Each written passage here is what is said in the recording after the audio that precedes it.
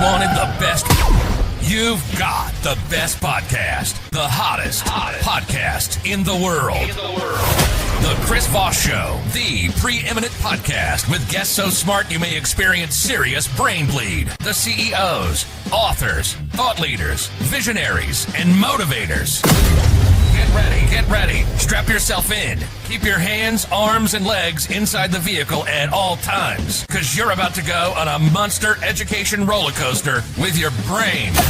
Now, here's your host, Chris Voss. Hi, folks. Voss here from the ChrisVossShow.com. There you go, ladies and gentlemen. The Iron Lady sings that makes it official. Welcome to the big show. As always, the Chris Voss Show is a family that loves you, doesn't judge you, at least not as harshly as the rest of your family, because you're here to learn, grow, get to know stuff, learn more shit. And, that was going to be the original name of the podcast, Learn More Shit Podcast.com. But I don't know. It seemed to have a better ring with my name on it. Go to goodreads.com/Chris Voss, LinkedIn.com/Chris Voss. Chris Voss won the TikTok and all those crazy places on the internet. Today we have an amazing young man on the show. Michael Dodsworth joins us. He is the founder and CEO of Fanfare. He spent 2 decades helping brands and artists navigate high stakes product launches and events, often witnessing the agency of midnight meltdowns and crushed servers and bot-infested queues firsthand. Frustrated by these reoccurring nightmares, he founded Fanfare to tackle the problem from both sides, delivering fairness and transparency to fans, and giving brands powerful tools to turn hype into lasting loyalty. Welcome to the show, Michael. How are you? Thank you. It's great to be here. I'm not sure about young man, but I appreciate it. There you go. We gas everybody up on the show. It's an old Carson trick. I'm doing well. Thank you. Give us your .io or .coms, wherever you want people to find you on the interwebs there. People can always find me at fanfare.io. If any of this interests you, if you want to learn more shit about drops, please reach out. I'm always welcome in people to come in and talk to me about this stuff. So you can find me there. LinkedIn, I'm always on there for my sins. So you can reach out to me there too. There you go. So give us a 30,000 over what you guys do there at Fanfare. So if anyone has ever found themselves in a high stakes launch, whether that's for tickets to Taylor Swift, to Oasis, whether it's some retail experience, maybe it's a Black Friday, Cyber Monday, a sneaker drop, maybe a product that you really, really wanted to go after, like we all have our things, you'll know that the consumer experience is always painful. It's staring at a spinner. It's feeling like the process is not transparent. You see all of those tickets disappear to the secondary market before you've had your chance in line. And it's just a painful experience again and again. And it almost feels like the pain is just part of the process. There's just this understanding that I have to pay this tax. If I want to get my Switch 2 on launch day, I'm just going to have to put myself through significant pain. And it doesn't have to be that way. So Fanfare is there for brands, for retailers, for ticketing vendors to ease that pain for customers and to allow brands to do really interesting stuff with those experiences. There you go. And I've seen some of those failures of a launch in brands that we've helped at South by Southwest or CES show over the years, where, you get everything ready, you do all the prep work, and then you launch, and then people are like, I can't sign up to the app. And you're like, right. What's it doing? And they go, it's crashing or something like that. And then you call the guys in charge, and they're like, oh yeah, some developer, we're trying to get South by Southwest launched. So some developer pushed something into the live box instead of the sandbox. And now it's always a painful thing. It's painful from both sides. Like having spent some time on the other side of that fence, there's just kind of pandemonium happening. Oh yeah, people are just kind of firefighting those kind of issues. And it really doesn't need to be that way. Yeah, you're just like, and it always seems like they want to update shit at the last second, and then it mucks the whole thing up. Like, why don't you just leave it alone? It was working a week ago. But they're like, it's a new thing, But yeah, I feel you on that. I've seen that movie before, and of course, it's never my problem. So I just kind of go, well, you got thousands of people going to the website to sign up, and no one can sign up. Good job. Yeah. So there you go. Again, Yeah, I mean, we've seen artists who they've been preparing for months. yeah. They've been working on a product, it's some collaboration, and they're ready, and just like that final hurdle, they just fall. And it's not because of something they did. They like the vendor fell over or something Oh, yeah, happened. yeah. And all of that work kind of gets squandered, and you end up frustrating people, which is not where you want to be. So how does fanfare help you overcome that? What are some of the tools that you guys utilize that help get a successful launch? And I believe that's what you call a drop. Is that correct? Yeah, that's right. Like that kind of raffle, that kind of online draw, Mhm. those are for sure like the model we're going after with drops. So we sit in front of whatever vendor you're using. So if you're a Shopify store, we'll sit in front of your product page and we'll facilitate that experience. So you Oh, can go into Fanfare, you can set everything up ahead of time. I can say my VIPs need to come in on Monday morning at 9. Everyone else gets access at 11 o'clock. Here's the kind of things we want around that launch. So grab people in a wait list, be able to reach out to people afterwards, and then we'll run that experience for you. So no Mhm. more melting servers down when 3 million people show up. 3 million And people hit the landing page.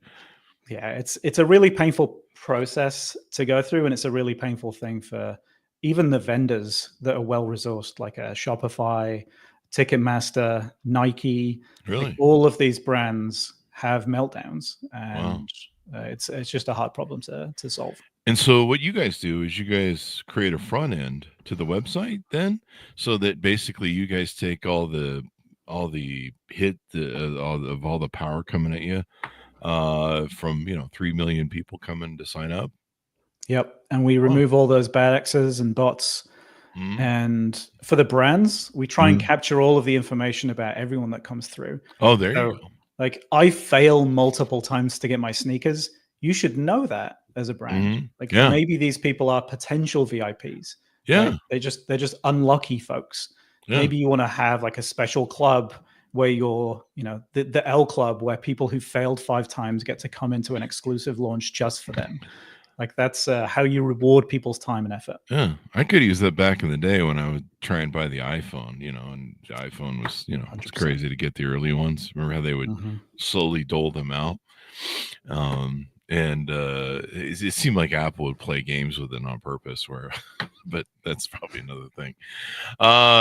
They're like, oh, we sold out of the first lot of them, and you're like, don't you make more? I mean, you guys have money. Like, you're not broke. Like, are you broke? Yeah. Broke? Yeah, I mean it's an interesting model for the up and comers because you can experiment, right? Mhm. Like maybe like you're not sure if this is going to take off or not. You don't want a warehouse filled with something that's not going to sell. So you can put up a drop. Maybe you have 10 of a thing, 100 of a thing, and then you can make sure that like you understand what people want, what people go after, and like build things from there. You don't have to fill a warehouse with things that are going to cause you problems. Yeah, and I mean, when people come to your website, you can see their IP, you can see what computers they're logging in on, what their browser is. There's data you can get out of them and stuff. And can you reach out to people later after that on their IP Yeah, I or mean, if you sign up with like your email address, your cell Mhm. phone number, and you opt in, Mhm. like maybe you want to bring people into a discount for things Mhm. after the fact. Like you didn't get the thing that you really wanted, but maybe there's something close that we can offer to you that will bring you back into that brand. So there's ways you can reach out to people afterwards. There you go. And you guys have a book out or a pamphlet or something that people can get a hold of. The 5-step hype drop playbook. Tell us about what that is and what's up with that. Yeah, I think having seen brands go through this pain and seeing what works, what doesn't work with brands, I think we wanted to try and capture that information so people who are thinking about doing this model, Mhm. who maybe they have an audience that they want to monetize, maybe they Mhm. have merchandise that they want to get out into the world, but they're not sure how to do it, how to structure it. Mhm. So you can go to fanfare.ao/playbook, and we'll try and walk you through what are the to-dos, what are the things that you should avoid, the pains that we've seen before, and how you can run a successful product launch. There you go. Now I see a bunch of statistics and figures on your website. I don't know if you can remember them off the top of your head. I can cue you if you know. But 30%, 33% higher intent, 30 times conversion lift, 306% LTV boost. Is this through utilizing some of the services that you guys offer? Yeah, this is just with this model of running drops. Like that's what you see. If you're successful with one of these programs, like you get enormous lift. You're creating fandom around your brand, and once you get people really intrigued by what you're doing, like once they keep coming back and keep showing up to your brand, like that's a really powerful model if you can achieve it. I think thinking about brands like Hermes.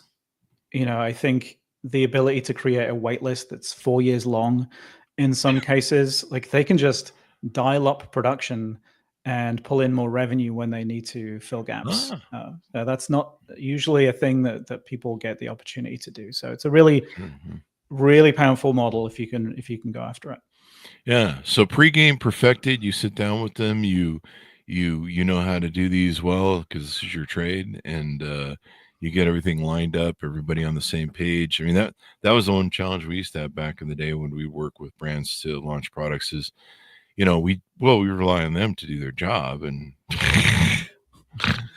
sometimes they're a large company and they, Bob didn't get the memo, and Bob pushes something into this that was supposed to go in the sandbox into the live version, then the app doesn't work. It's like, and sometimes like there's a limit that about. Like I know that Shopify is going to do a thing if I hit that limit, but I have no idea. Like, is this launch going to be the one that finally flips the switch on that experience? Am I going to find my customers just find themselves in a bad experience that's not of my making? And I didn't, necessarily know this was going to happen, but bots showed up, bad actors showed up and caused it to be painful. So we definitely hear that experience too, is, maybe something takes off more than you expect. But now you're dealing with things on fire, frustrated customers. And, if you've created that anticipation and people really want the thing that you're selling, if you fall over in that moment, you cause extra frustration. So people get pretty irate when you fail during a drop. Oh, yeah. And then they bail. They're like, yeah, F you and your brand. I'm not going to bother with you anymore. I'm not going to sit here and try and log in over and over. We've seen that live at standing in a crowd at South by Southwest, and everyone's sitting there going, we're trying to sign into the app right now. And just 404s. Yeah. You're like, really? Oh, wow. Let me make a call. So you guys control the chaos. Yeah, I forgot about the bots. There's bots that come for everything nowadays. And then tracking the actual intel so you can identify your super fans. I like how you do this VIP thing first, where VIPs can either pay to get in or get access. I guess if they're truly VIPs. And then you got your early access and you can push through. And that way, you get those VIPs in there and they help make the place look good, right? Yeah, I think like what drives fandom with folks, like what drives people to keep coming back, it's not things like discount codes, right? It's not things that like these kind of flat, boring experiences. It's exclusivity. It's the feeling that you're being treated as a special group, right? And I think that's like creating your VIP list, your subscriber list, whatever it is, and giving them early access, exclusive access, like moving them forward in line because they've spent time with the brand. Those are really important things. There you go. And you guys do a thing called VIPs by design. Tell us about how that works. Well, I think this is the feeling that, VIPs aren't necessarily the people who spend the most. Like maybe they're the people who spend the most time with an artist, with a brand, with a retailer. I think if we wind back to the Taylor Swift pre-sale that went poorly a few years ago, there was an attempt to try and get real fans in through the process. There's a realization that there's going to be enormous demand for these things, and we want to try and get real fans in at a reasonable price for those folks. But the way that was done was if you go out and buy 13 copies of the album, you get access to the pre-sale. So it felt like, copies. Wow. yeah, it felt like you're squeezing people for more money to try and get access to this pre-sale. Yeah. So our attempt is try and gather as much information we can through these kind of experiences, through your interactions with the brand. Like maybe you do an unboxing experience and show that off in various places. Like we want to move you forward in line because you've done that with the brand. So kind of building the idea of loyalty beyond just how much revenue that person brings in. There you go. Yeah, 13 albums, Taylor Swift albums. I might be 13 Metallica albums. I still haven't bought one Taylor Swift album, so but can you help with the launch that they did today of Taylor Swift and Kelsey getting engaged? That's a big huge news item today. It is. I mean, if there's any merch going on sale, if they're going to put anything up, they've definitely crashed large vendors before when they've launched things. So absolutely, they should not crash Shopify again. Maybe she should sell access. If you buy 13 albums, you get to live stream into the marriage, right, or something like that. I could see some merch here. Yeah, we've done work with brands in the past where live streaming has been an element. Actually, so you have an audience. They show up on time, and maybe you want to have your celebrity go and meet and greet the fans. Yeah. So that's something that you can do. So it feels less painful, but I'm sure Taylor Swift would bring most sites to the ground if they decided to do something like that. I mean, she was killing it with ticket sales with that thing. Speaking of ticket sales, there's some notes here about some different things you guys did with what we learned trying to beat Ticketmaster. Was that involved with Taylor Swift or some other band? Yeah, this was the company I was at before starting Fanfare.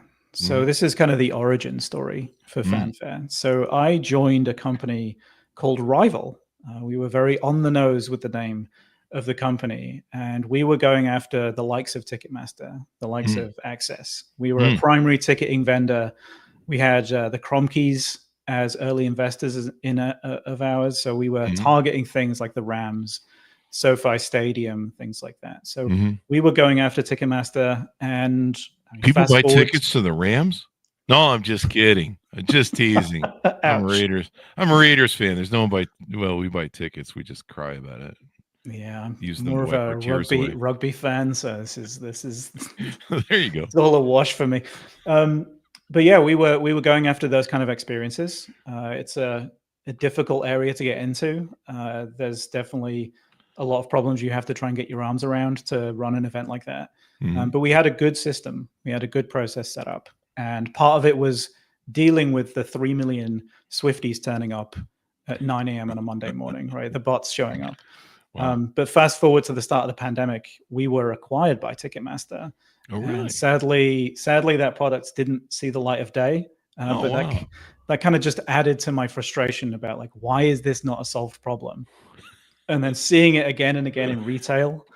It's a little cliche for an English person to be obsessed by queuing, but that's kind of where I am in my life. But yeah, it's a painful process wherever you are, ticketing, live events, and retail. So I think this carried forward. Yeah, I mean, you've got those people that come in on Ticketmaster and they buy like bulk of stuff. And in fact, I think there's a group that buys Taylor Swift things in bulk that's under a lawsuit from the federal government now or something. Kind of interesting. It's an interesting area, actually. I think the more we got into it and realizing, like, actually teams will use brokers themselves to try and mitigate some risk. Yeah. So, they're not sure if they're going to get to the playoffs. They're not sure how well the team's going to perform. If they perform poorly, now we're going to have to take a hit. So rather than do that, we're just going to offload that risk to a bunch of brokers. We're going to sell them whole chunks of the stadium are going to be gone to brokers before anyone really gets their hands on the tickets. So that's what happens to my Raiders every year. Yeah, it is. It's a crazy process. Since 1995 or something, 92. So there you go. That's it's funny. Ticketmaster just buys out its future competitors like Facebook does, and then somebody's come along doing something better, and they just buy it and ruin it, I guess. That's what Mark Zuckerberg does. Yeah, it's and like I say, it's a difficult area to get into, and that's one of the issues. Is just have one vendor that has enormous market share and is open to doing things like that. It makes it very hard. Oh, money's money. Hey, a better app than Facebook. Oh shit, Mark just bought it. There you go. There's another thing you talk about. What legacy brands can learn from sneaker culture? What can we learn from sneaker culture? I think brands like Supreme, the sneaker brands, Nike especially, have kind of been at the vanguard of this kind of drop experience, building fandom around their launches, like especially Supreme. They could pretty much stick their logo on anything and people would show up. There'd be a 3-hour wait around multiple blocks for whatever it was.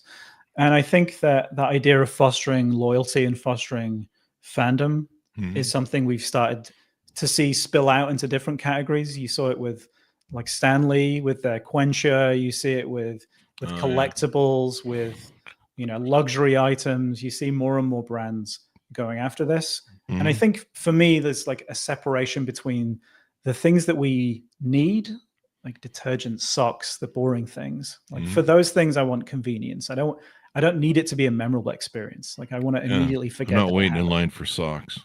No, society has gone terribly wrong if we're waiting in line for detergent.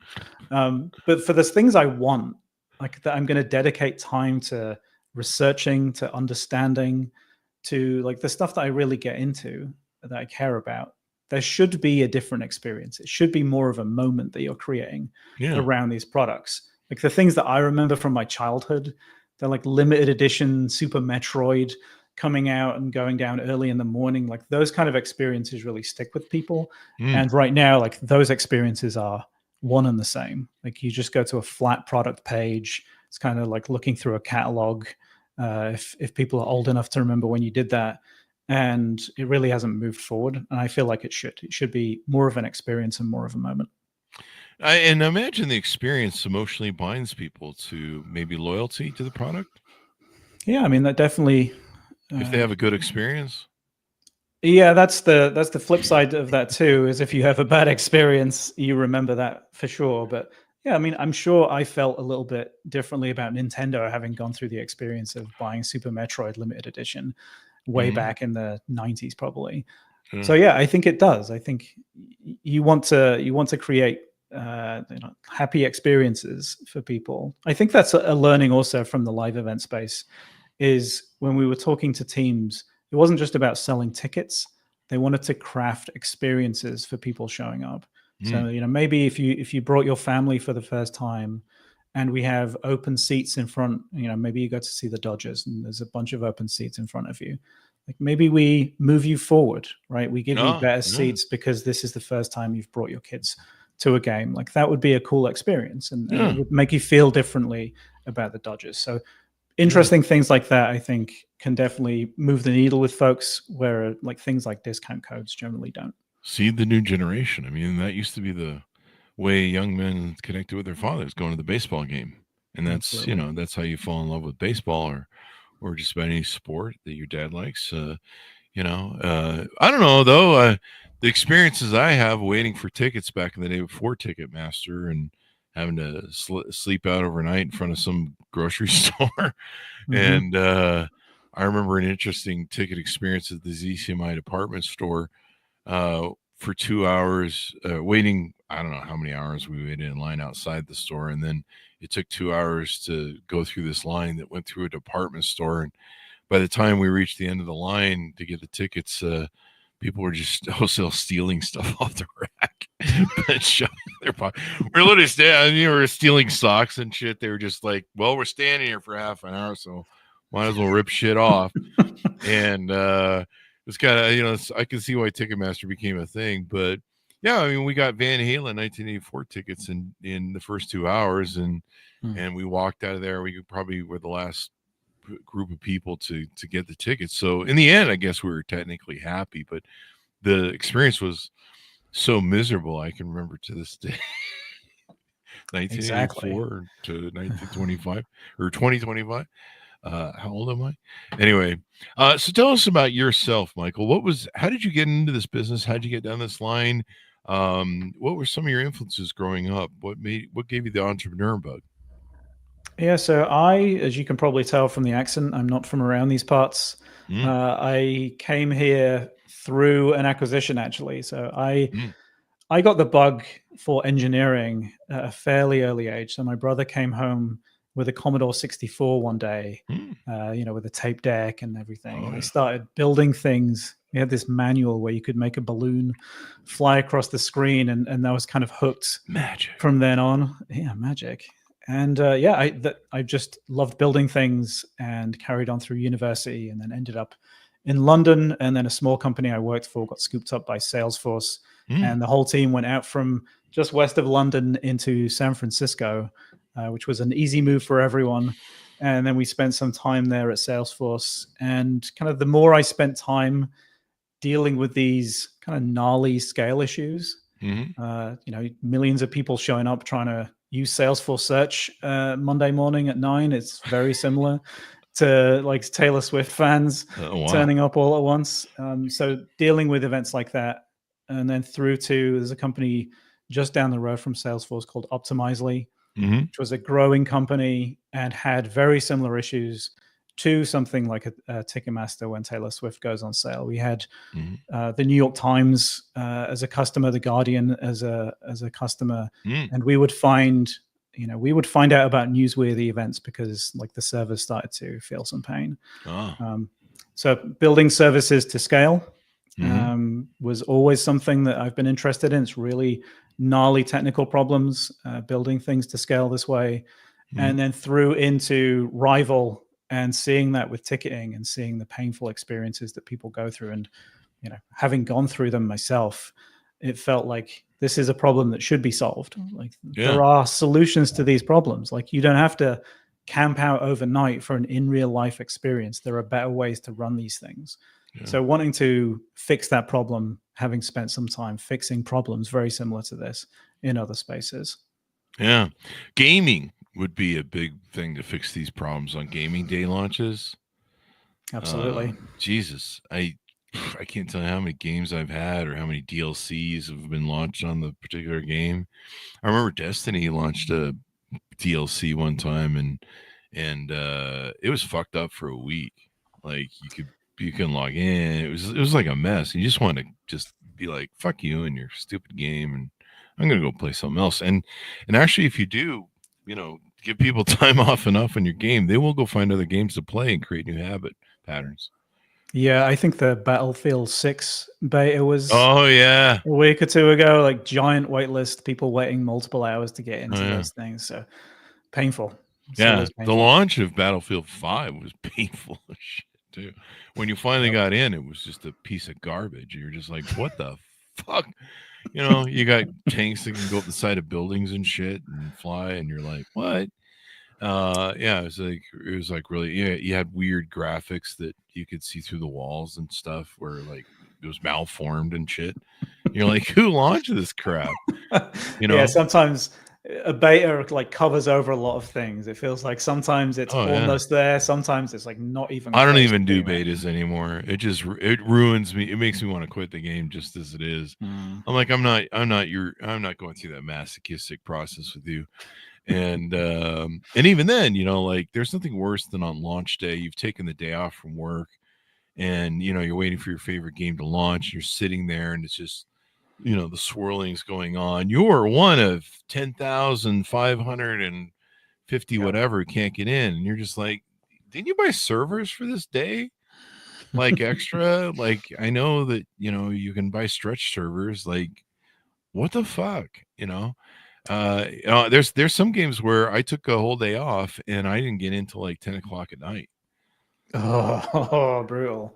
Or sometimes the next day, and I was like, seriously? Like just make me hate you. Oh, and then you want me to pay you more money for stuff? Like you don't even spend the money in the right place. So gaming would be a huge place for this. I could see that. Yeah, I feel like getting people to pay for an experience that's like you're helping me develop it and I'm paying for it at the same time. Like that doesn't feel like a fair process to go through. But that's where we're at. It's like, what did I pay for?